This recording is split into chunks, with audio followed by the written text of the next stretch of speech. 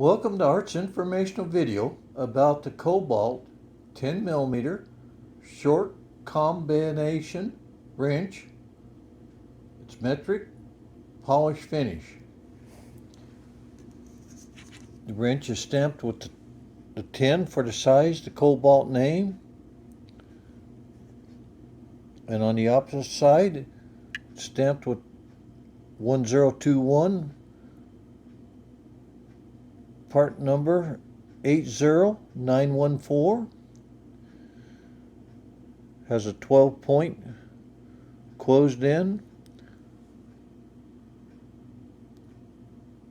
10mm open end. Has a nice blue band around it to indicate that it's a metric wrench.